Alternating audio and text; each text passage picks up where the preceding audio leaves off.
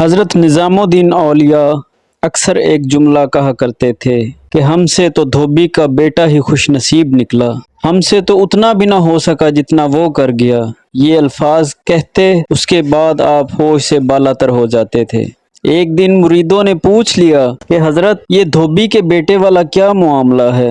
आपने फरमाया, एक धोबी के पास महल से कपड़े धुलने आया करते थे और वो मियाँ बीवी कपड़े धोकर तह लगाकर वापस महल पहुंचा दिया करते थे। उनका एक बेटा भी था जो जवान हुआ तो कपड़े धोने में वालदैन का हाथ बटाने लगा। कपड़ों में शहजादी के कपड़े भी होते थे जिनको धोते धोते वो शहजादी के नादीदा इश्क में मुब्तला हो गया। मोहब्बत के उस जज्बे के जाग जाने के बाद धोबी के लड़के के रहने सहने के तौर तरीके और अंदाज बदल गए। वो शहजादी के कपड़े अलग करता, उन्हें खूब अच्छी तरह धोता, उन्हें इस्त्री करने के बाद एक खास निराले अंदाज में तह करके रखता।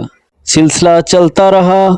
आखिर वालदा ने इस तब्दीली को नोट किया और धोबी के कान में ये बात कह दी और साथ ही ये कहा कि ये तो सारे खानदान को मरवाएगा। ये शहजादी के इश्क में मुब्तला हो गया है और ये कोई अच्छी बात नहीं। वालिद ने बेटे के कपड़े धोने पर पाबंदी लगा दी। उधर जब तक लड़का मोहब्बत के ज़ेरे असर महबूब की कोई खिदमत बजा लाता था, मोहब्बत का बुखार निकलता रहता था, मगर जब वो इस खिदमत से हटाया गया तो लड़का बीमार पड़ गया और चंद दिन के बाद वफात पा गया। उधर कपड़ों की धुलाई और तहबंदी का अंदाज बदला तो शहजादी ने धोबन को बुला भेजा और उससे पूछा कि मेरे कपड़े कौन धोता है। धोबन ने जवाब दिया कि शहजादी आलिया मैं धोती हूँ। शहजादी ने कहा, पहले कौन धोता था? धोबन ने कहा कि मैं ही धोती थी। शहजादी ने उसे एक कपड़ा दिया और ये कहा कि इसे तह करके दिखाओ। अब धोबन से वैसे तह नहीं हो रहा था जैसे उसका बेटा क्या करता था। शहजादी ने उसे डांटा कि तुम झूठ बोलती हो, सच बताओ वरना सजा मिलेगी। धोबन के सामने कोई दूसरा रास्ता भी नहीं था। कुछ दिल भी गम से भरा हुआ था। वो ज़ारो कतार रोने लग गई और सारा माजरा शहजादी से कह दिया। शहजादी ये सब सुनकर सन्नाटे में आ गई। फिर उसने सवारी तैयार करने का हुक्म दिया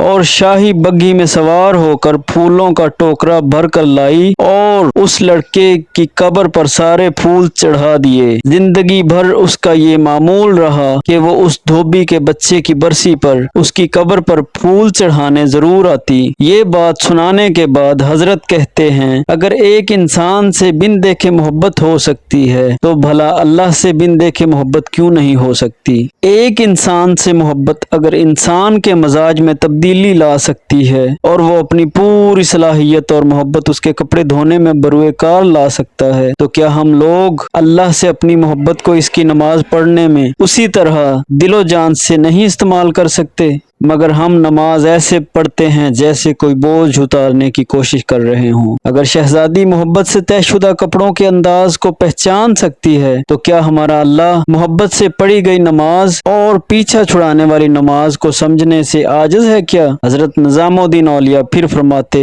वो धोबी का बच्चा इस वजह से कामयाब है कि उसकी मोहब्बत को कबूल कर लिया गया, जबकि हमारे अंजाम का कोई पता नहीं, कबूल होगी या मुंह पर मार दी जाएगी। अल्लाह जिस तरह ईमान और नमाज रोजे का मुतालबा करता है उसी तरह मोहब्बत का भी तकाजा करता है। ये कोई मुस्तहिब अमल नहीं, फर्ज है, मगर हम गाफिल हैं। फिर हजरत ख्वाजा निज़ामुद्दीन औलिया फरमाते, अल्लाह की कसम अगर ये नमाजें ना होती तो अल्लाह से मोहब्बत करने वालों के दिल उसी तरह फट जाते जिस तरह धोबी के बच्चे का दिल फट गया था। ये सारी सारी रात नमाजें ऐसे नहीं पढ़ी जाती। कोई जज्बा खड़ा रखता है इंसान को। जब सारी दुनिया सो रही होती है तो वो अपने अल्लाह की बारगाह में सरबे सजूद होते हैं। अल्लाह पाक आपको और मुझे समझने की तौफीक अता फरमाए। अस्सलामु अलैकुम।